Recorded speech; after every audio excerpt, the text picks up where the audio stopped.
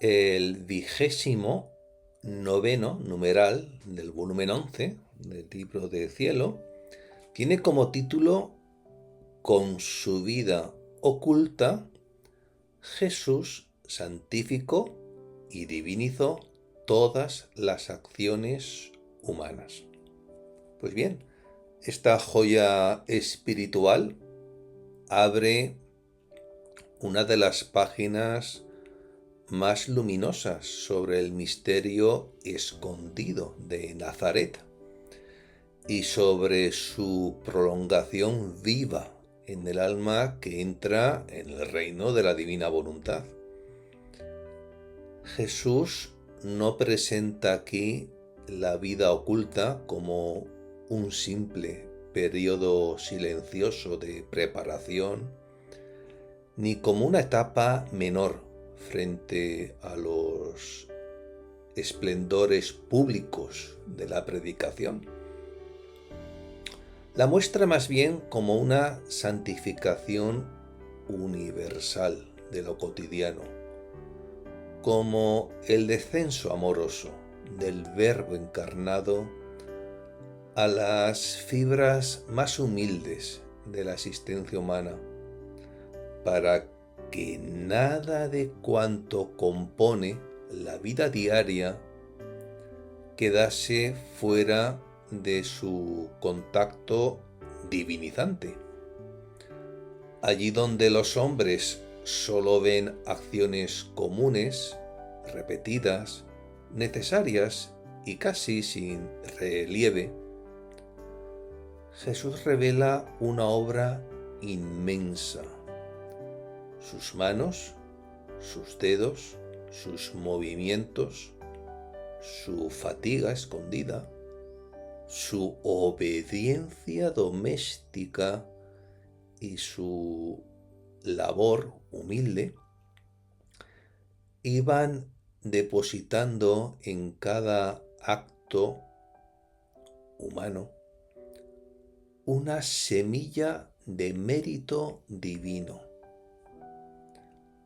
La enseñanza comienza por un punto decisivo: el olvido de sí mismo. Pero este olvido no consiste en una pérdida vacía, ni en una indiferencia estéril ante la propia vida. Consiste en dejar de obrar desde el propio centro para permitir que Jesús quiera, viva y obre en el alma. Si reza, es Jesús que quiere rezar en el Hijo de la Divina Voluntad. Si trabaja, es Jesús que quiere trabajar. Si camina, si se alimenta, si descansa, si se levanta o si se recrea santamente, es Jesús que quiere continuar en él los actos de su propia vida. El alma entonces no se borra por empobrecimiento, sino por plenitud. Desaparece como principio separado para reaparecer como espacio vivo donde Cristo prolonga su obrar. El olvido de sí se vuelve, pues de esta manera, entrada en una posesión más alta, porque quien ya no se pertenece aisladamente puede ser movido por aquel que todo lo diviniza. Por eso el pasaje alcanza una altura particular cuando Jesús habla de sus dedos en los dedos de Luisa. La imagen es delicadísima y al mismo tiempo inmensa. No se trata solo de una presencia moral ni de una intención piadosa añadida desde fuera a la acción humana. Se trata de una operación interior, de una continuidad misteriosa entre la vida de Jesús y la vida de la criatura. Mientras la pequeña hija de la divina voluntad trabaja porque Jesús quiere trabajar en ella, las manos creadoras del Emmanuel siguen obrando, mientras sus dedos se mueven en una ocupación humilde. Los dedos de Cristo corren en los suyos y enlazan aquel pequeño acto con el movimiento universal de la gracia, de la creación, de la redención, de la santificación y del gobierno divino. Lo mínimo queda puesto en comunicación sobrenatural con lo eterno. Lo doméstico toca las fuentes creadoras. Lo escondido participa de una grandeza trascendental que no hace ruido, pero atraviesa cielo, purgatorio y tierra. Aquí se descubre el valor augusto de la vida oculta.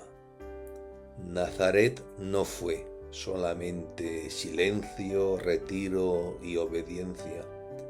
Fue el gran taller divino donde Jesús tomó en sus manos todas las acciones ordinarias de los hombres para bañarlas con el precio de su propia vida. Comer, dormir, beber, trabajar, encender fuego, barrer, ayudar a San José en la carpintería, todo aquello que parece bajo, porque es común, todo aquello que nadie puede dejar de hacer porque pertenece a la condición humana, fue asumido por el Hijo de Dios y enriquecido con una moneda divina de precio incalculable. Así, la vida diaria dejó de ser una sucesión pobre de necesidades terrenas y quedó abierta a una fecundidad sobrenatural. La vida oculta del Redentor en Nazaret cortejó cada acto humano con mérito divino, como si el unigénito hubiese querido preparar una riqueza secreta para las horas más simples de la criatura. De este modo, el numeral introduce una doctrina de extraordinaria profundidad para los hijos del Fiat Voluntas Tua. Vivir en el don excelso de la divina voluntad no consiste únicamente en ofrecer a Dios algunas obras grandes, ni en buscar actos extraordinarios, sino en permitir que Jesús halle en cada acción un lugar donde continuar su vida. La criatura no queda sola en su obrar, ni Jesús quiere obrar solo en el suyo. Se establece una compañía divina, una comunión operante, una colaboración escondida, en la que el alma del reino, haciendo lo que debe hacer porque Jesús lo quiere hacer en ella, se encuentra junto a él, creando, llamando, santificando, corrigiendo, reparando y glorificando. Entonces el trabajo humilde se vuelve altar, el movimiento de los dedos se vuelve prolongación de Nazaret, y la vida ordinaria, tocada por el divino querer, deja de ser polvo repetido para convertirse en campo donde el Señor, escondido, sigue depositando méritos de valor infinito. Encontrándome en mi habitual estado, mi siempre amable Jesús me ha dicho: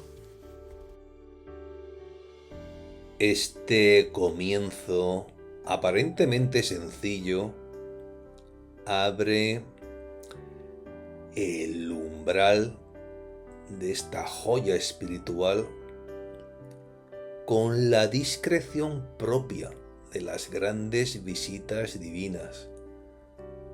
Luisa se halla en su habitual estado, es decir, en aquella condición interior en la que su existencia permanece como dispuesta, ofrecida, suspendida ante Dios, no ya como dueña de sí misma, sino como un lugar donde Jesús puede descender, hablar, obrar y manifestar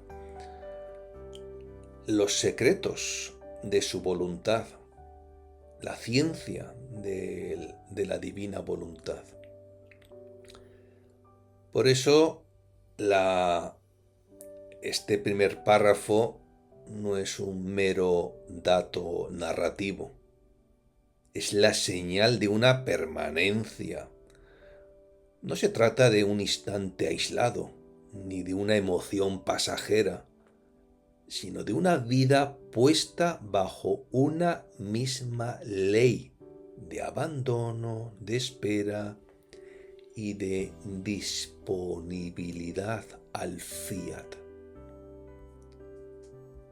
Al decir mi siempre amable Jesús, Luisa no presenta solo al maestro que enseña, sino al amado que se inclina. Toda la doctrina que seguirá sobre la vida oculta de Nazaret nace dentro de esta atmósfera de amor esponsal.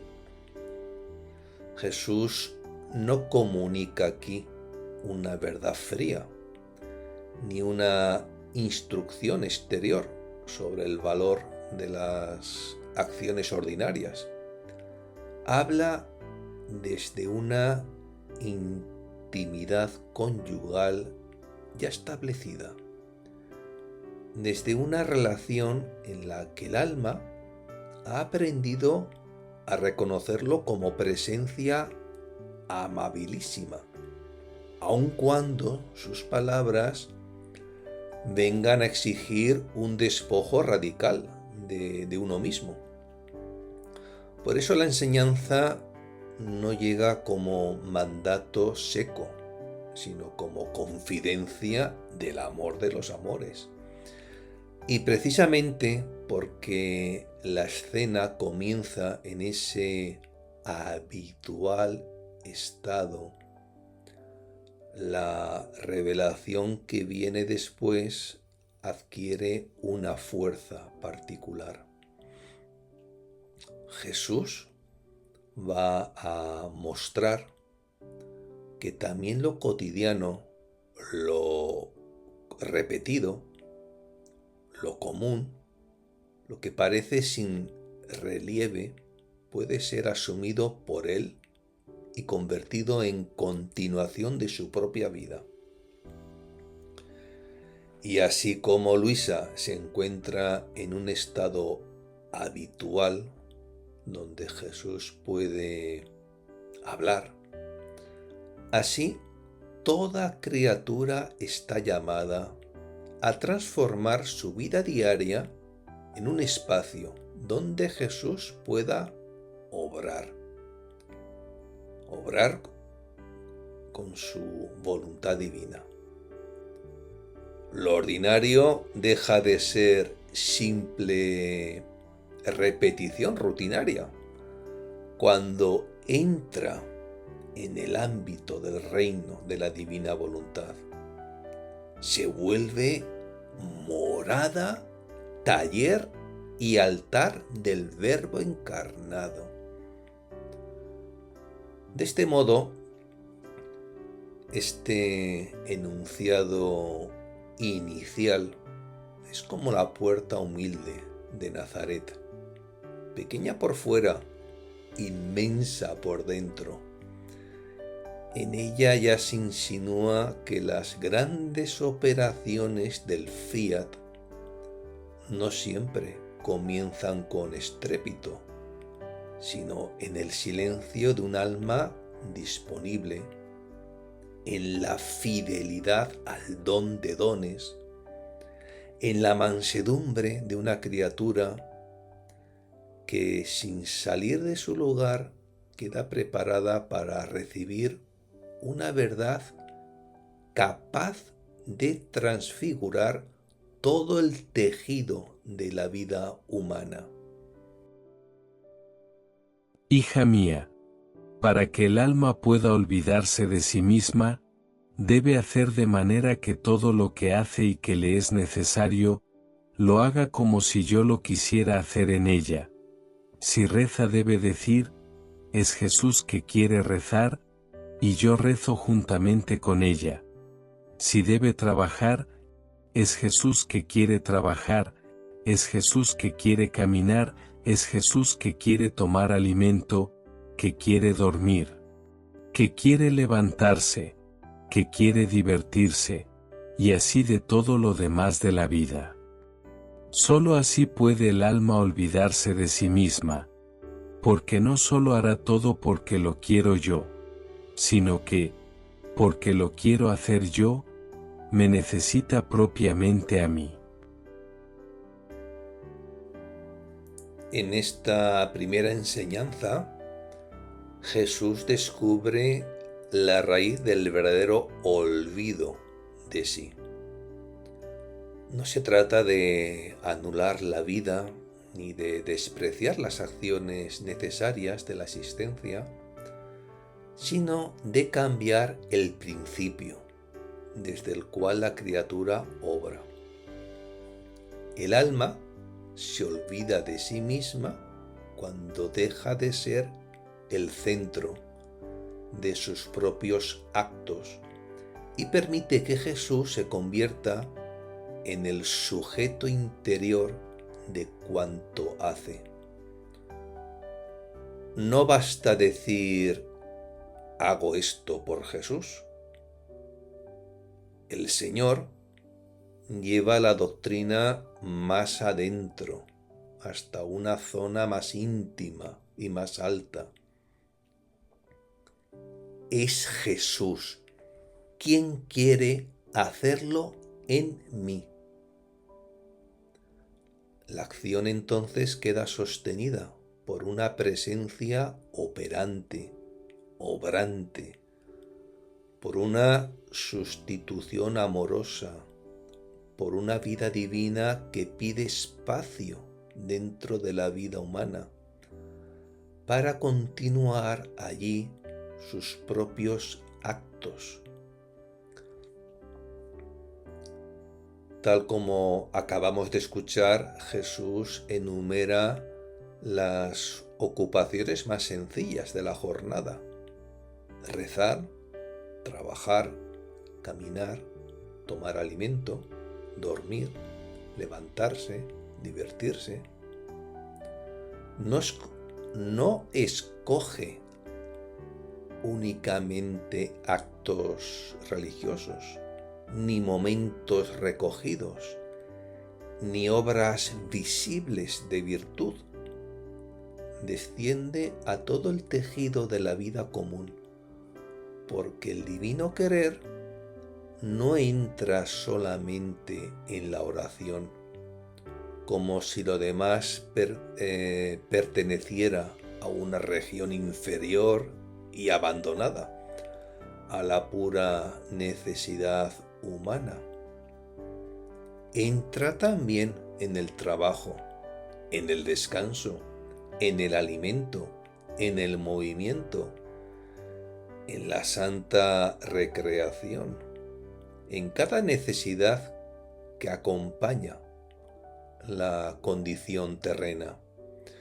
Allí donde la criatura suele sopesar esto es ordinario, esto no tiene altura, Jesús revela que también allí puede decirse, es Él quien quiere hacerlo en mí.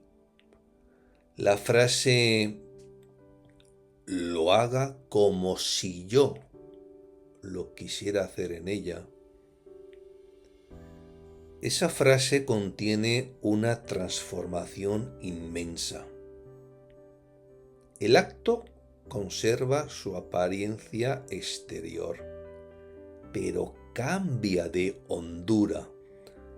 La oración ya no es simplemente la oración de una criatura que se dirige a Dios. Es Jesús que quiere rezar en ella. Y el alma se une a esa oración, a esa plegaria interior. El trabajo ya no es solamente esfuerzo humano. Es Jesús que quiere trabajar con sus manos, en las manos de la criatura. El caminar ya no es mero traslado. Es Jesús que quiere dar sus pasos en los pasos del Hijo de la Divina Voluntad. El comer, el dormir, incluso el divertirse lícitamente, quedan arrancados de la banalidad cuando son asumidos por el querer divino, que los reviste desde dentro. Así se comprende por qué Jesús dice que sólo así puede el alma olvidarse de sí misma. Mientras el alma obra mirándose, midiendo su mérito, observando su cansancio, complaciéndose en su propia virtud o lamentándose de su propia pobreza, sigue girando alrededor de su ombligo. Puede hacer cosas buenas, puede realizar actos virtuosos, puede todavía conservar, una secreta propiedad sobre su obrar. En cambio, cuando entra en esa disposición de total abismamiento a la divina voluntad, entonces el yo pierde su trono. Ya no se pregunta principalmente qué quiere, qué siente, qué gana, qué pierde. Se pregunta qué quiere hacer Jesús en él. Y al preguntar así, se descentra. Y al descentrarse, se libera. Y al liberarse, se vuelve el lugar disponible para la operación del fiat. Pero la enseñanza alcanza su punto más delicado en la última aseveración. Porque lo quiero hacer yo. Me necesita propiamente a mí. Porque lo quiero hacer yo, me necesita propiamente a mí. Aquí está la diferencia entre una simple intención piadosa y la vida real en el querer divino. Si el alma hace algo solo porque Jesús lo quiere, puede todavía moverse como servidora, que cumple una orden. Pero si lo hace porque Jesús quiere hacerlo en ella, entonces necesita al mismo Jesús como principio interior del acto. La criatura comprende que no puede obrar divinamente sin el Señor que obra. No puede prolongar a Jesús sin Jesús. No puede convertir sus actos ordinarios en actos poseídos por el fiat si no recibe dentro de ellos al mismo Rey Celestial que quiere vivirlos. De este modo, la necesidad de Jesús se vuelve absoluta, no solamente para las obras grandes, sino para las mínimas, también para ellas. El alma lo necesita para rezar y para trabajar, para velar y para dormir, para moverse y para descansar. Todo se convierte en ocasión de dependencia amorosa. Y esta dependencia no la empequeñece, sino que la engrandece, porque la saca de la estrechez de su propio querer humano, y la introduce en la amplitud de una vida que no se agota. La criatura, dejándose ocupar por Jesús, no pierde su humanidad, la ve elevada, tomada, penetrada, conducida al fin por el cual fue creada. Ser morada, pero morada viva de Dios, instrumento dócil de la divina voluntad, pequeña tierra donde la vida oculta del Redentor pueda renacer en actos nuevos. Así, la doctrina del numeral queda desde el principio orientada hacia Nazaret. Jesús prepara a Luisa para comprender que su vida oculta no quedó encerrada en el pasado, sino que desea prolongarse en las criaturas que viven en el don de la divina voluntad. El alma que reza, el alma que trabaja, que camina, come, duerme y se levanta, ahí, porque Jesús quiere hacerlo en ella. Y porque quiere hacerlo en ella, esta alma se convierte en un Nazaret viviente. Una casa humilde por fuera, pero llena por dentro de una operación divina. Un taller silencioso, donde lo común deja de ser común.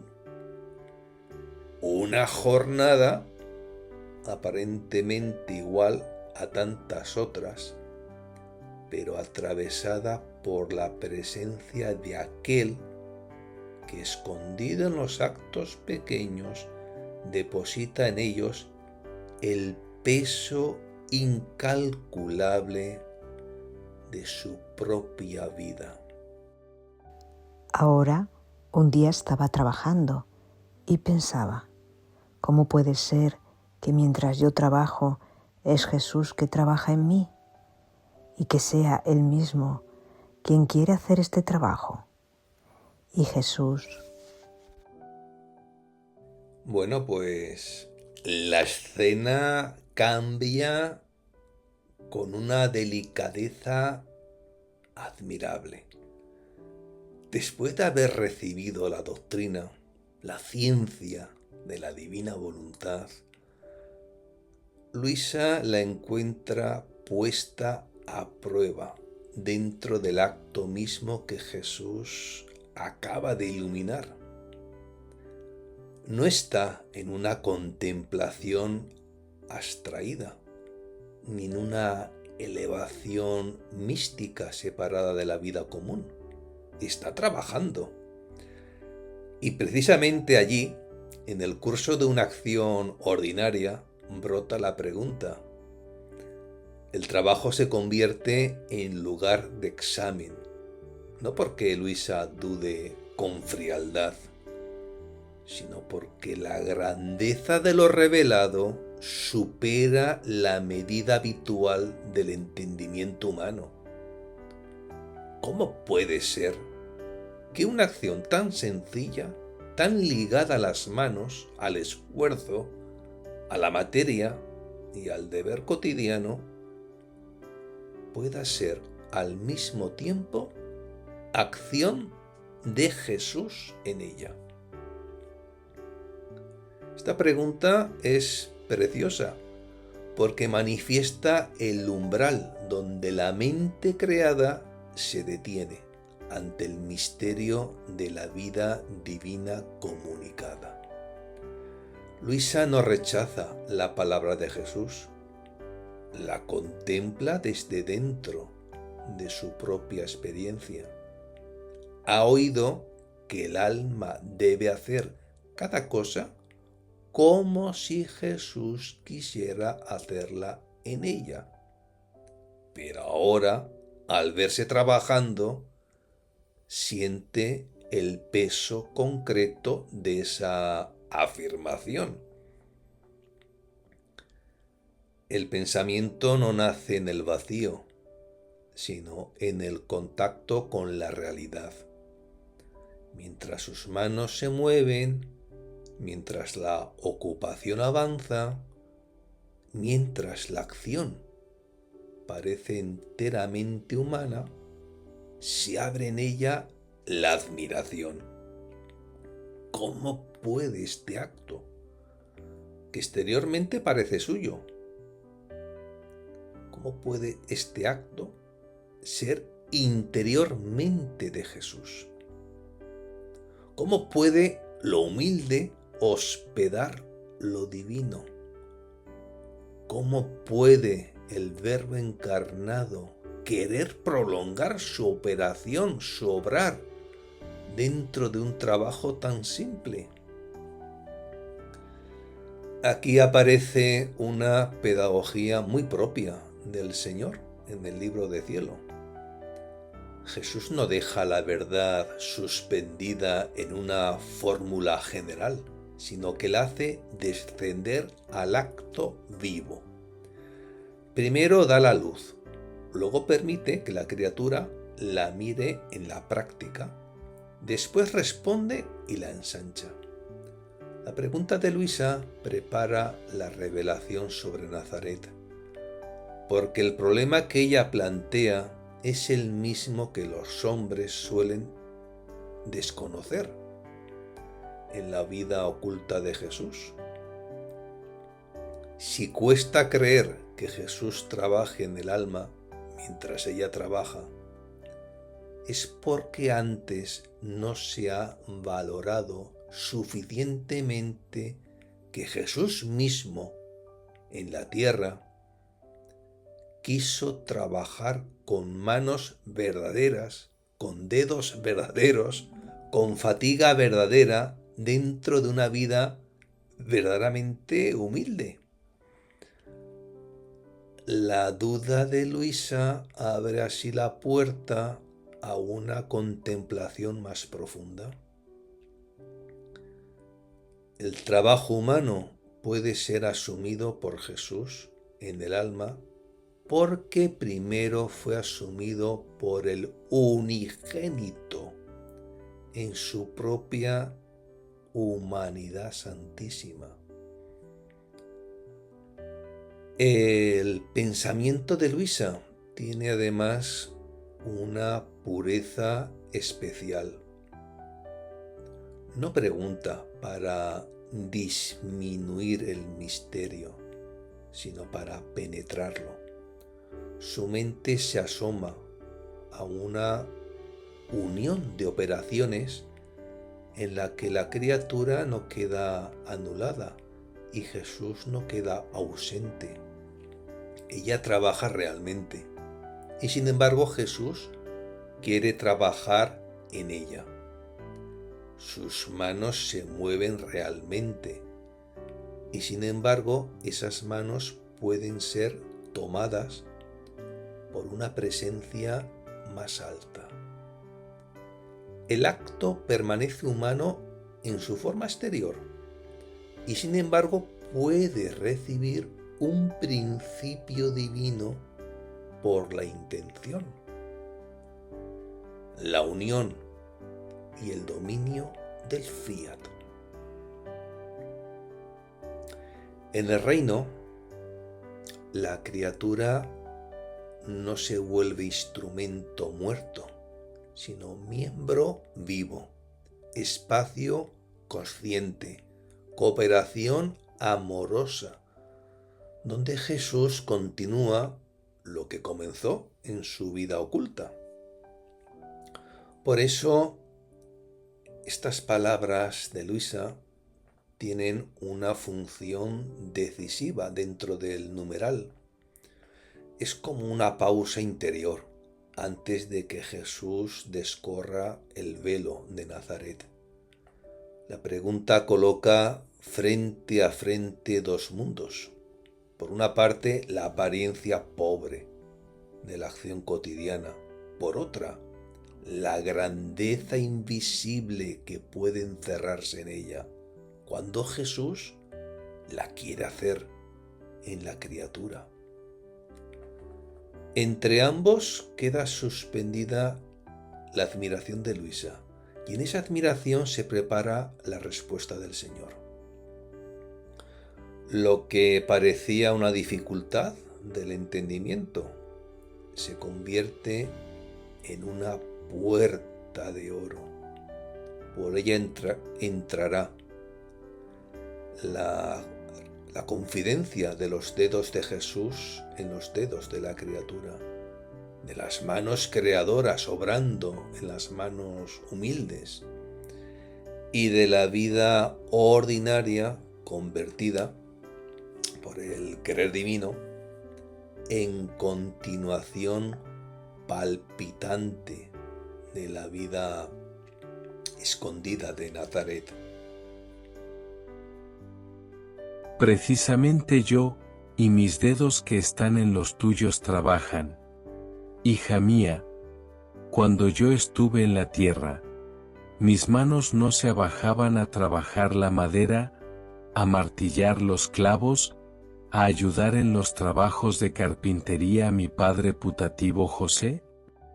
Y mientras esto hacía, con esas mismas manos, con esos dedos, creaba las almas, a otras las llamaba a la otra vida, divinizaba todas las acciones humanas, las santificaba dando a cada una un mérito divino, en los movimientos de mis dedos llamaba a reseña todos los movimientos de tus dedos y de los de todas las demás criaturas. Y si yo veía que los harían por mí o porque yo los quería hacer en ellas, yo continuaba mi vida de Nazaret en ellas y me sentía como pagado por parte de ellas por los sacrificios, las humillaciones de mi vida oculta, dándoles a ellas el mérito de mi misma vida. Hija, la vida oculta que hice en Nazaret no es valorizada por los hombres. Sin embargo, no podía haberles hecho más bien que con esa vida, después de la pasión, porque abajándome yo a todos aquellos actos pequeños y bajos, a aquellos actos que los hombres hacen en su vida diaria, como el comer, el dormir, el beber, el trabajar, el encender fuego, el barrer, etc. Actos todos que nadie puede dejar de hacer. Yo hacía correr en sus manos una monedita divina y de precio incalculable. Así que si la pasión los redimió, mi vida oculta cortejaba cada acción humana, aun la más indiferente, con mérito divino y de precio infinito.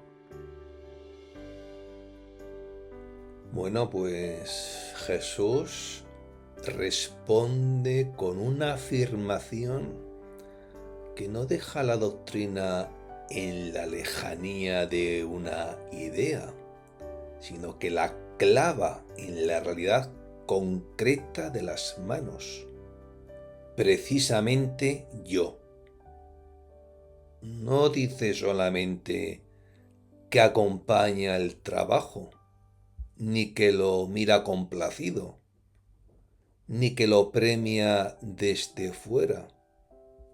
Dice que él mismo trabaja y que sus dedos están en los dedos de Luisa.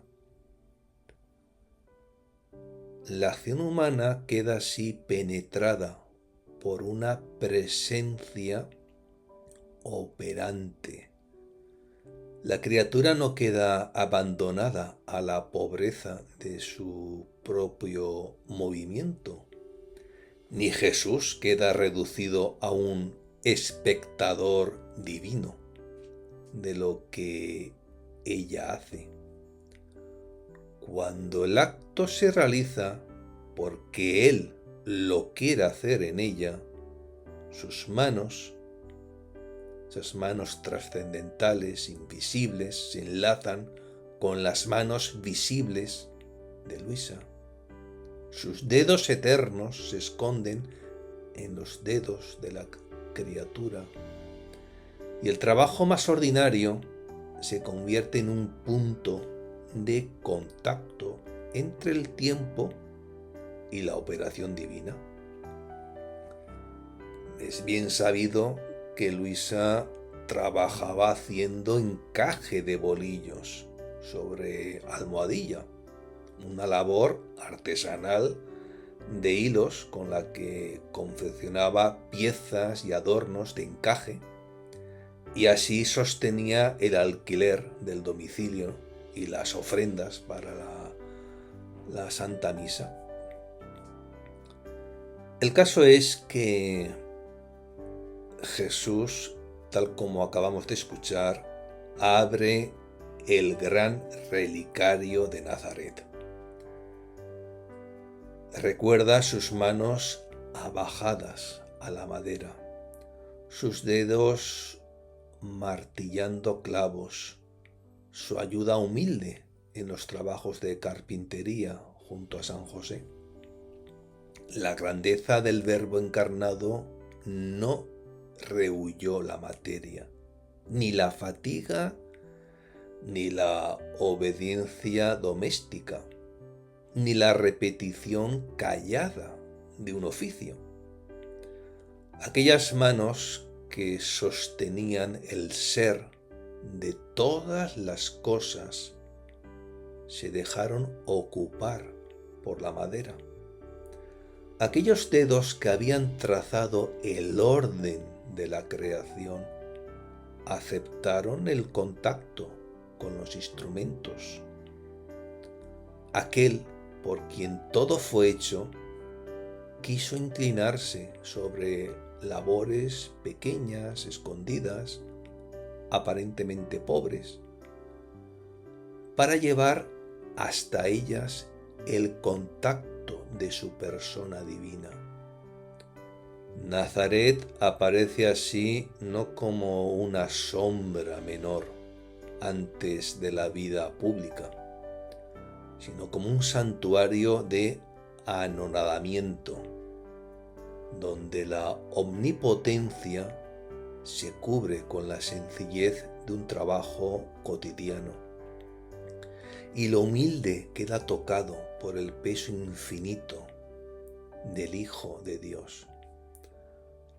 La maravilla está en que mientras Jesús trabajaba exteriormente en la madera, interiormente realizaba una obra colosal. Con esas mismas manos y con esos mismos dedos, creaba almas, llamaba a otras a la otra vida, santificaba, divinizaba y daba a cada acción humana un mérito divino. La actividad visible era pequeña, la operación invisible inmensa. El golpe del martillo resonaba en una estancia sencilla, pero su valor llegaba a todos los siglos. El movimiento de sus dedos parecía limitado a una tarea concreta, pero en ese movimiento eran llamados a reseña todos los movimientos de los dedos humanos, desde los de Luisa hasta los de todas las criaturas. En el Señor no hay acto aislado ni gesto vacío. Cada movimiento de su humanidad santísima posee una amplitud trascendental, universal, y puede abrazar, ordenar y enriquecer los actos de todos los descendientes de Adán. Por eso la expresión llamaba a reseña tiene una majestad particular. Jesús contempla anticipadamente todos los actos humanos, aun los más mínimos, y los pone bajo la mirada de su propia vida oculta. Mira los dedos que escribirán, los que trabajarán, los que servirán, los que se cansarán, los que sostendrán el pan cotidiano, los que barrerán, los que realizarán tareas sin brillo ante los ojos del mundo. Y si ve que esos actos serán hechos por Él, o porque Él quiere hacerlos en las criaturas, entonces su Nazaret no queda encerrado en el pasado, continúa en ellas. Nazaret se prolonga en cada alma que vive en el divino querer. El taller humilde se reabre en cada acción ordinaria hecha en la divina voluntad. El silencio de aquellos años vuelve a respirar en los pequeños actos donde Jesús encuentra espacio para obrar de nuevo. Aquí se descubre una delicadeza que sobrecoge. Jesús se siente como pagado por los sacrificios y humillaciones de su vida oculta, cuando encuentra criaturas que le permiten continuar Nazaret en ellas. El pago no consiste en añadir algo a la plenitud de Cristo, sino en darle correspondencia de amor, en no dejar infructuosa para el alma aquella riqueza escondida que Él depositó en los actos comunes. Cada acción hecha por Él o porque Él quiere hacerla en la criatura se vuelve como una respuesta al abatimiento amoroso del Verbo encarnado. Lo que para los hombres era vida oscura, para Jesús era tesoro preparado. Lo que parecía simple carpintería, simple descanso, simple barrer, simple encender el fuego, era en realidad una inmensa dotación de méritos divinos puesta al alcance de todos los actos necesarios de la vida humana. Por eso Jesús lamenta que su vida oculta no sea valorizada por los hombres.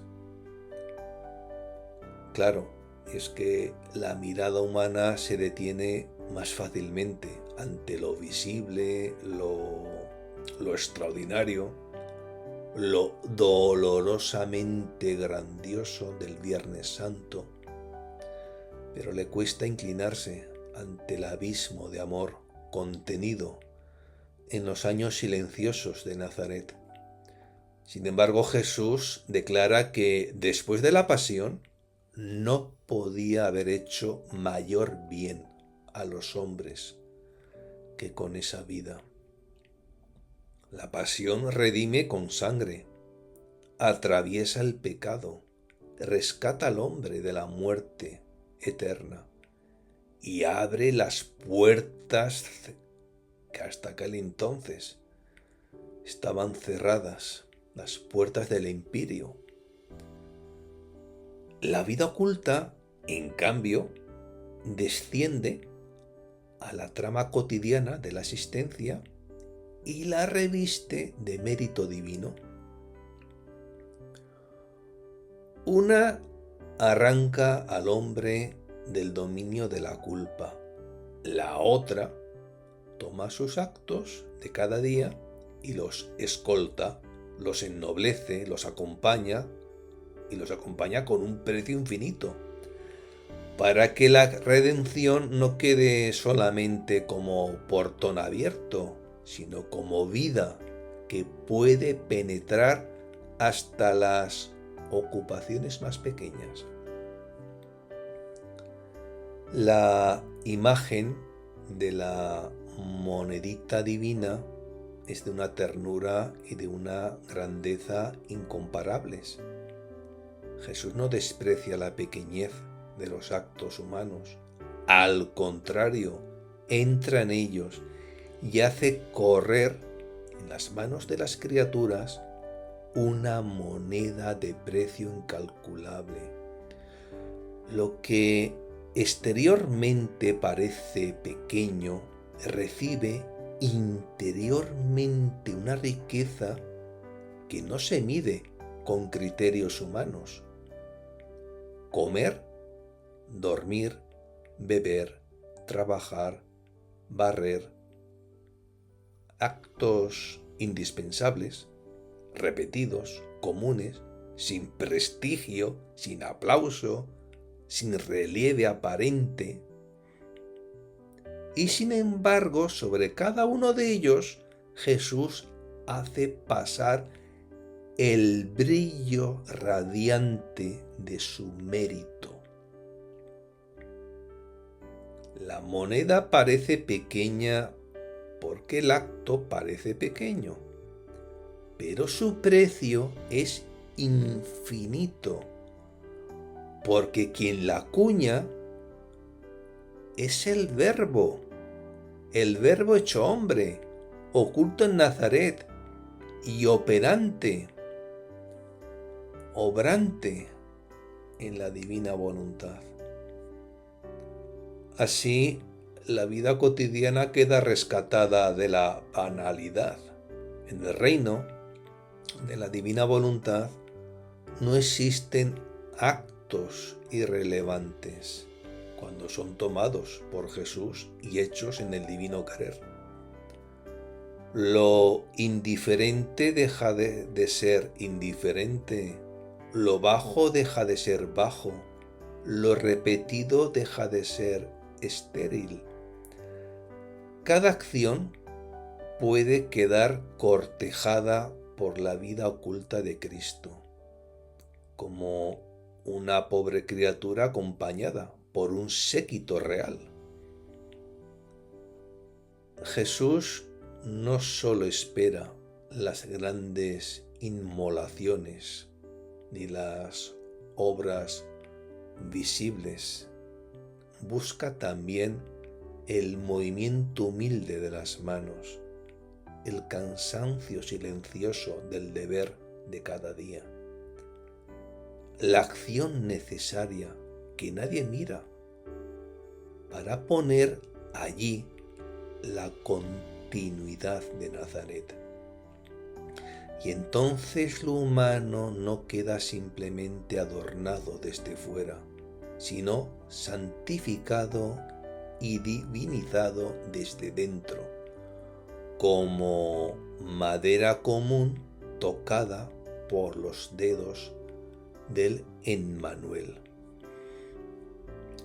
Este pasaje, por tanto, muestra una de las formas más hondas de la nueva vida en el divino querer, permitir que Jesús prolongue su vida oculta en la criatura.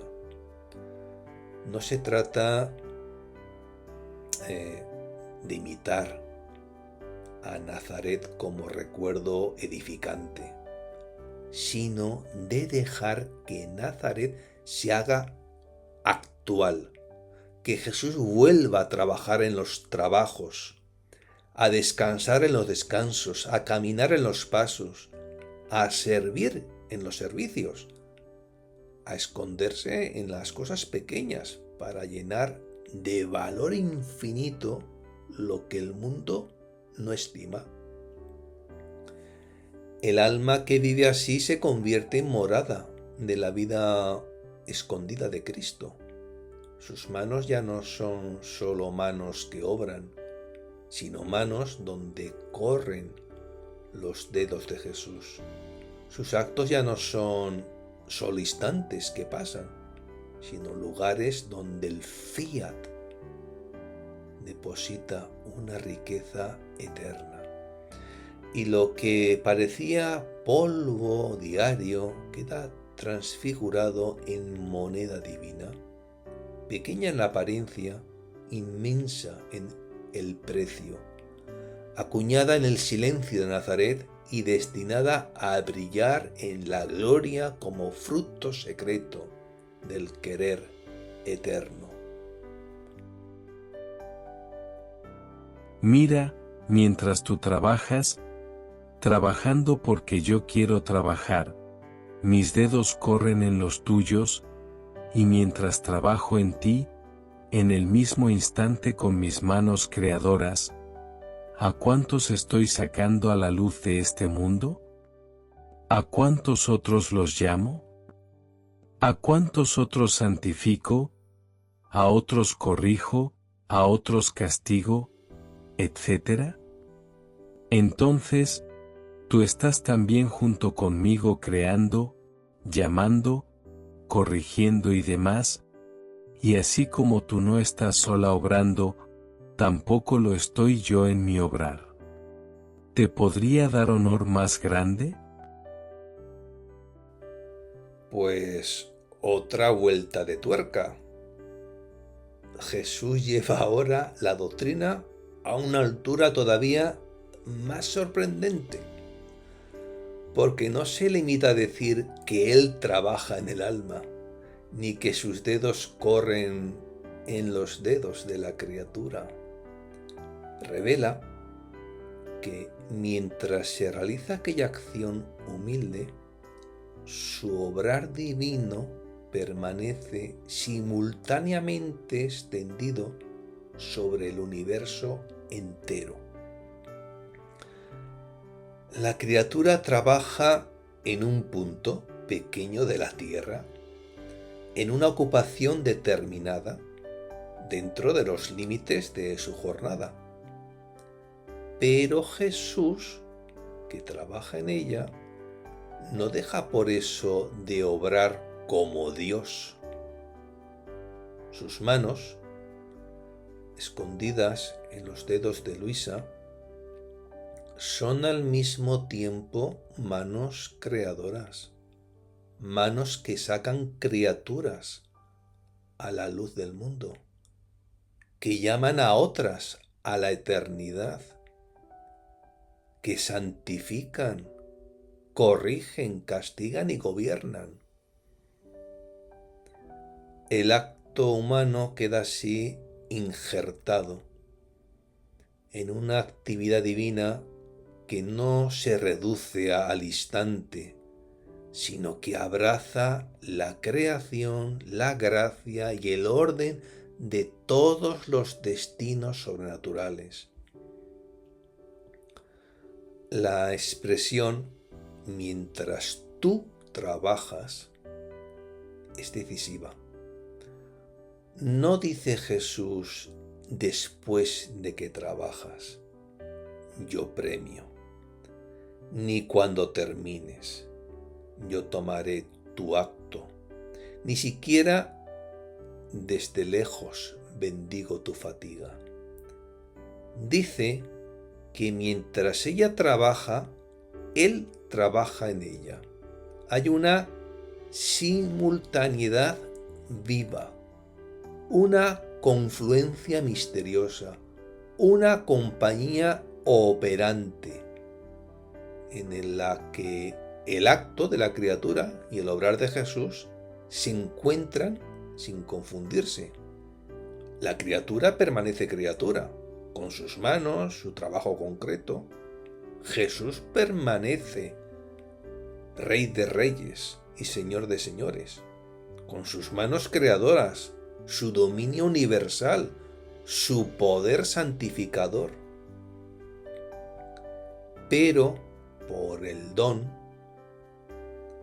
por el querer divino, ambos actos quedan unidos en una sola corriente de amor. El pequeño trabajo de Luisa se vuelve espacio donde Jesús continúa en Nazaret y el obrar inmenso de Jesús se abre para hacer participar a Luisa de aquello que él mismo realiza.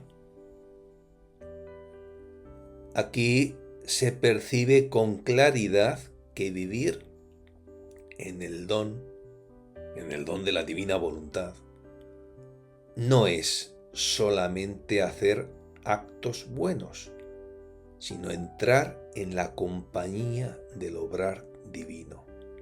Jesús no quiere tener al alma como simple espectadora de sus operaciones, sino junto a Él. Tú estás también junto conmigo, creando, llamando, corrigiendo y demás.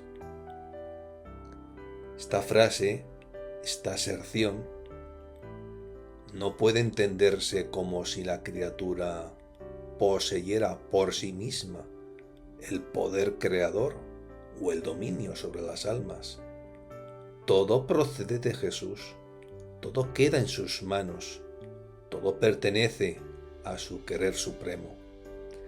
Pero el alma, por estar unida a Él, en el acto que Él mismo quiere hacer en ella, queda admitida a participar por gracia, por unión y por correspondencia en aquello que Jesús obra. No crea como Dios crea, no llama como Dios llama, no santifica como Dios santifica, pero estando en el divino querer, en la divina voluntad, en ese ámbito trascendental, sobrenatural, no queda extraña al movimiento de Dios. Su pequeñez es llevada dentro del acto inmenso. Su trabajo humilde queda asociado a la amplitud del fiat divino. Por eso el honor que Jesús comunica es incomparable. El mundo suele medir la grandeza por la visibilidad de las obras, por la importancia social de las tareas, por el brillo exterior de las acciones. Jesús invierte esa medida. Una criatura puede estar trabajando en silencio, sin ser vista, sin producir nada que los hombres consideren extraordinario, y sin embargo, si trabaja porque Jesús quiere trabajar en ella, queda junto a Él, en operaciones que atraviesan la vida y la muerte, el nacimiento y el retorno a la eternidad, la santificación y la redención, la misericordia y la justicia. Lo escondido se vuelve vastísimo. Lo mínimo se vuelve acompañamiento del gobierno divino. Lo que parecía limitado a unos dedos humanos queda tocado por las manos creadoras. del Verbo de Dios, del Verbo encarnado. La frase, así como tú no estás sola obrando, tampoco lo estoy yo en mi obrar, es una frase que contiene una condescendencia de amor que sobrepasa toda medida. Jesús, que no necesita de nadie para obrar, quiere no estar solo en su obrar, no por indigencia, sino por amor, no porque le falte poder, sino porque quiere comunicar honor, compañía y participación. Del mismo modo que el alma no queda abandonada a su propia pobreza cuando obra en el querer divino, Jesús tampoco quiere dejar sus obras divinas sin la compañía de la criatura que vive unida a Él, desposada a Él. El Creador invita, pero invita a la nada,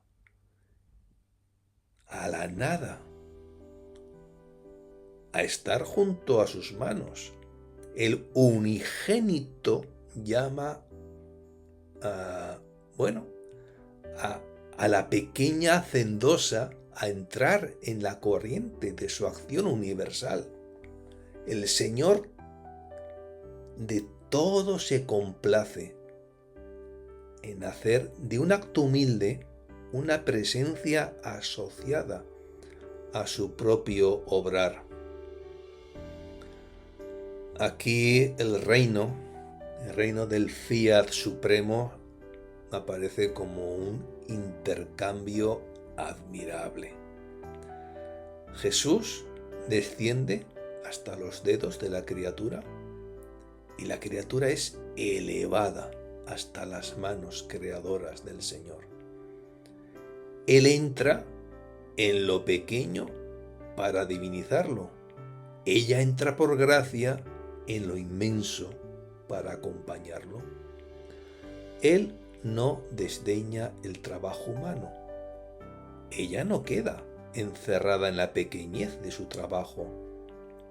Todo se vuelve comunión operante, compañía viva, participación escondida. Nazaret se abre hasta tocar los confines de la creación. El banco de carpintero se dilata hasta el gobierno de las almas. El movimiento de los dedos se convierte en lugar donde el fiat une la humildad de la tierra con la majestad del cielo. Por eso la pregunta final de Jesús tiene la fuerza de una corona. ¿Te podría dar honor más grande? No hay honor más alto para la criatura que ser admitida a obrar con Jesús, en Jesús y por Jesús. No solo en las obras visibles de piedad, sino en la trama más ordinaria de la vida cotidiana. El alma que vive en el querer divino no necesita salir de su lugar para tocar lo universal. No necesita abandonar sus deberes rutinarios para entrar en la grandeza. No necesita buscar acciones extraordinarias para participar de lo divino. Basta que deje a Jesús trabajar en ella, que entregue sus dedos a los dedos del Emmanuel, que convierta cada acto necesario en acto querido y vivido por Él.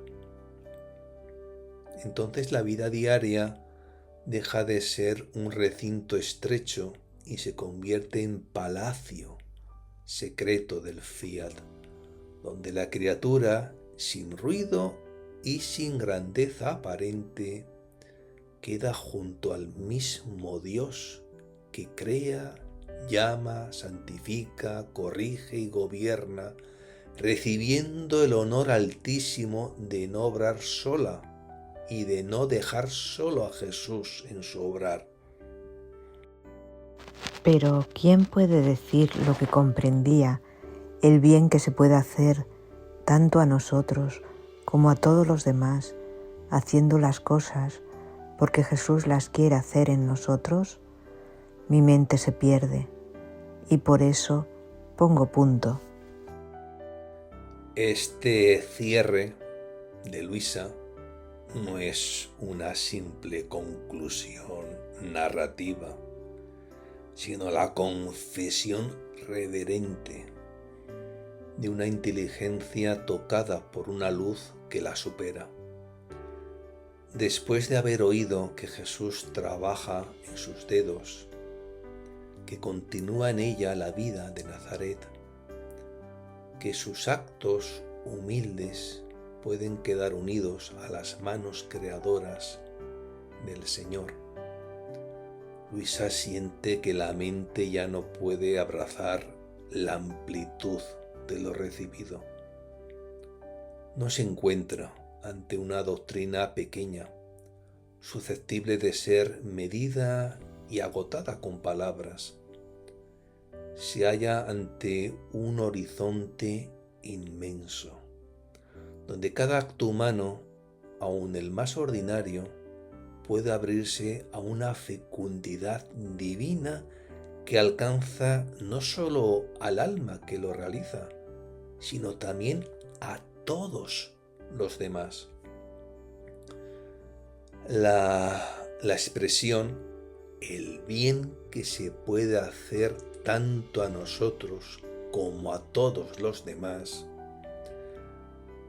esa expresión manifiesta la dimensión universal del acto hecho en la divina voluntad. Luisa comprende que cuando Jesús quiere hacer una acción en el alma, esa acción no queda encerrada en el estrecho círculo de quien la ejecuta. Si el acto nace del divino querer, participa de la amplitud de ese mismo querer eterno. Y si Jesús lo vive en la criatura, lleva consigo algo de la fecundidad de Dios. Por eso el beneficio no se limita al adelanto interior del alma, ni a su santificación personal, sino que se derrama sobre otros, alcanza a las criaturas, entra en las necesidades de la Iglesia, toca misteriosamente la creación, la conversión, la corrección, la gracia, el orden que Dios quiere restablecer sobre la faz de la tierra. Aquí se ve con claridad que la nueva vida en el divino querer no es una espiritualidad replegada sobre la propia perfección. El alma no vive en el fiat para mirarse más pura, ni para complacerse en una intimidad aislada con Jesús, sino para dejar que Jesús encuentre en ella un punto desde el cual obrar para todos. El acto pequeño, cuando es vivido porque Jesús quiere hacerlo en la criatura, pierde la clausura de lo individual y se vuelve portador de una extensión divina. La oración ya no es solo oración del alma. El trabajo ya no es solo trabajo del alma. El descanso ya no es solo descanso del alma. Todo puede convertirse en materia dócil para que Jesús prolongue su vida y al prolongarla comunique bienes que la criatura no ve no mide y no puede calcular. Por eso Luisa dice, mi mente se pierde. No se pierde por confusión estéril, sino por exceso de luz. La inteligencia humana llega hasta el borde del misterio y allí debe inclinarse. Comprende algo, pero advierte que lo comprendido es apenas una chispa frente al incendio. Percibe el bien, pero no puede enumerarlo. Intuye la grandeza del acto hecho en Jesús, por Jesús y con Jesús, pero siente que toda palabra queda corta. La mente se pierde porque ha entrado en una región donde la pequeñez de la criatura y la inmensidad del fiat supremo se encuentran. De una parte, manos pobres que trabajan, de otra, manos creadoras que actúan. De una parte, una vida diaria compuesta de necesidades. De otra, una vida divina que quiere revestir cada necesidad con mérito, santidad y fecundidad universal. El pongo punto final tiene también una belleza muy singular. No es un cierre por agotamiento superficial, sino un silencio impuesto por la grandeza, como quien contempla un mar que no puede cruzar con la mirada. Luisa detiene la pluma, no porque el misterio haya terminado, sino porque ha desbordado la capacidad de decirlo. Y ese punto final queda como una señal humilde ante la majestad de la doctrina. Cuando Jesús quiere hacer las cosas en el alma, el acto más pequeño deja de pertenecer solo al tiempo.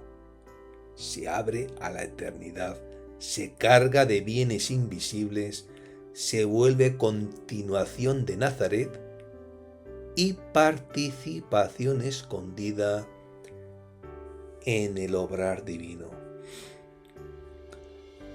Así culmina el numeral, no con una idea cerrada, sino con una puerta abierta hacia lo incalculable. La criatura que vive en el reino de la divina voluntad descubre que nada suyo es insignificante si Jesús lo quiere hacer en ella. Su jornada puede parecer común, sus ocupaciones pueden ser humildes, sus movimientos pueden no atraer mirada alguna, pero si en todo deja pasar a Jesús, cada acto se convierte en un pequeño Nazaret renovado, en una moneda divina puesta en circulación por manos humanas, en una fibra de vida donde el fiat continúa santificando lo cotidiano y derramando bienes sobre todos. Y allí, donde la mente se pierde, la fe adora. Allí donde la palabra se detiene, el acto vivido en la divina voluntad sigue hablando ante Dios con precio infinito.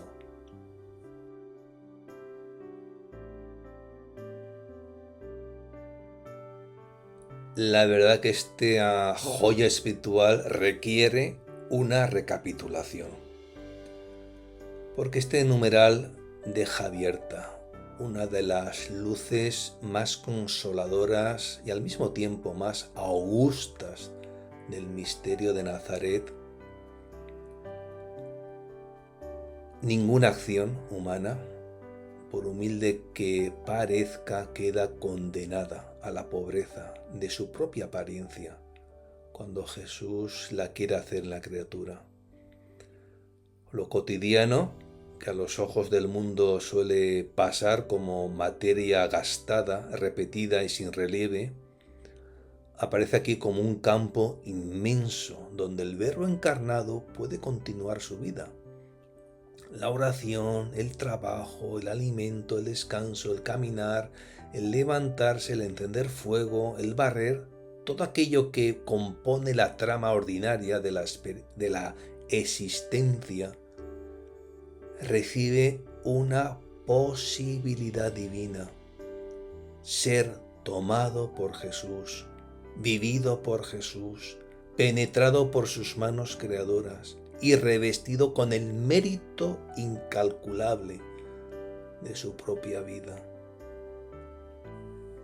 La enseñanza no reduce la santidad a una intención exterior, como si bastase colocar sobre los actos una fórmula devota.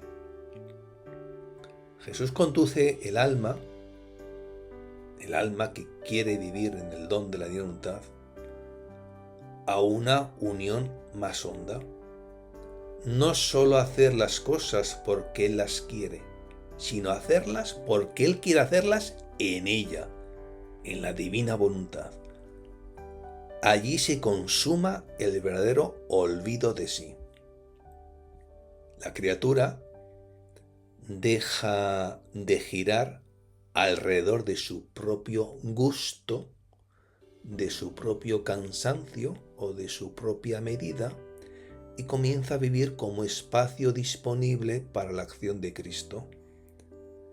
Ya no se pertenece como centro aislado, se vuelve morada obrante, taller silencioso, Nazaret viviente, donde Jesús puede volver a rezar, trabajar, caminar, descansar y santificar cada movimiento humano con el peso de su querer divino. Por eso la vida oculta aparece en este pasaje con una grandeza que sobrepasa toda estimación humana. Los hombres valoran con más facilidad lo extraordinario, lo visible, lo dolorosamente manifiesto. Pero Jesús revela que después de la pasión no podía hacer mayor bien que el de abajarse a todos los actos pequeños y necesarios de la vida diaria para divinizarlos desde dentro. Sus manos sobre la madera, sus dedos sobre los clavos, su ayuda humilde junto a San José, no fueron simples gestos domésticos perdidos en el silencio de una casa sencilla de Nazaret. Eran actos del Verbo encarnado, actos que llamaban a reseña todos los actos de las criaturas, actos que depositaban en las manos humanas una monedita divina de precio incalculable. En el taller de Nazaret, lo común fue atravesado por lo eterno. La humildad de la materia fue tocada por la majestad de Dios. El acto pequeño quedó abierto a una fecundidad sin medida. Y cuando Jesús dice a Luisa que sus dedos corren en los suyos, la doctrina alcanza una delicadeza sublime.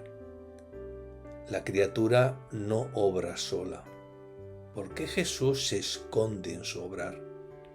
Pero tampoco Jesús quiere obrar solo, porque admite a la criatura estar junto a Él en sus operaciones. Mientras ella trabaja en un punto limitado de la tierra, Él crea, llama, santifica, corrige y gobierna. Y por estar unida a Él en el divino querer, ella queda asociada por gracia y dependencia a esa amplitud divina. No se engrandece por sí misma, ni posee por naturaleza lo que solo pertenece a Dios. Pero el fiat la eleva, la introduce, la hace compañera de un obrar que la supera infinitamente. Su pequeñez no queda anulada, sino llevada dentro de la inmensidad. Sus manos no desaparecen, sino que se vuelven el lugar donde pasan las manos del Señor. Así se comprende el honor incomparable que Jesús ofrece a los hijos del fiat voluntas tua. El alma no necesita buscar grandezas exteriores para entrar en la grandeza de Dios. Le basta dejar que Jesús encuentre sitio en sus actos. No necesita abandonar la vida ordinaria para tocar lo eterno. Debe permitir que lo eterno posea la vida ordinaria. No necesita mirar con desprecio las acciones comunes, porque precisamente allí puede renovarse Nazaret, allí puede circular la moneda divina, allí puede continuar la vida oculta del Señor con mérito, reparación, santificación y fecundidad universal. Lo que parecía polvo de la jornada se vuelve oro del divino querer. Lo que parecía simple necesidad se vuelve ocasión de unión. Lo que parecía acto sin brillo se transforma en una pequeña puerta por donde Jesús entra de nuevo en el mundo para obrar en las criaturas y por las criaturas. El numeral culmina con el asombro de Luisa, cuya mente se pierde ante el bien que puede hacerse a sí misma y a todos los demás, cuando las acciones son realizadas porque Jesús quiere hacerlas en el alma. Esa pérdida de la mente no es oscuridad, sino exceso de luz. La criatura advierte que ha sido colocada ante un misterio que no se agota con explicación alguna. Cada acto hecho en su voluntad, en la divina voluntad, puede llevar una extensión que ella no ve, una eficacia que no calcula, un precio que no mide. Mientras sus manos cumplen una tarea humilde, el fiat puede estar derramando bienes invisibles sobre muchas almas. Mientras su vida parece escondida, en corato, Jesús puede estar continuando en ella la fecundidad de Nazaret. Porque con los dedos de Luisa, Jesús santifica, extiende, aplica, prolonga, hace circular la fecundidad de su vida oculta. Pero la divinización, en sentido fuerte y frontal, sigue siendo obra propia de Cristo. Aunque Luisa no diviniza por sí misma, su acto sí queda introducido en un modo divino de obrar por participación, precisamente porque Jesús obra en ella. Es decir, la criatura no se convierte en principio divinizador, pero su acto no permanece solamente en el plano de una santificación moral o estética. Queda tomado por el fiat, penetrado por la operación de Cristo, injertado en una dinámica superior a la puramente humana.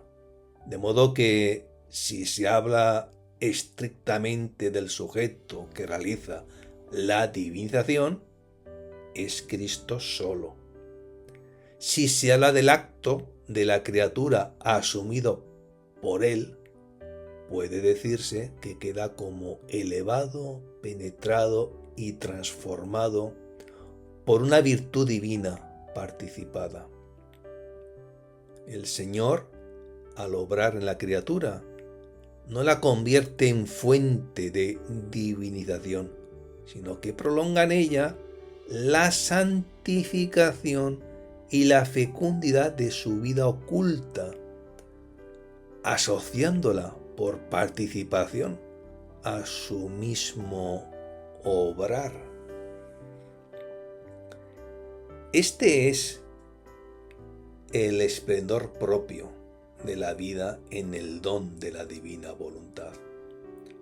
No solamente santificar algunos momentos, sino dejar que toda la existencia sea invadida por Jesús. No solamente ofrecer obras aisladas, sino permitir que Él sea el principio vivo de cada acto. No solo recordar Nazaret, sino convertirse en prolongación de Nazaret. Entonces la jornada entera queda como cortejada por la vida oculta de Cristo.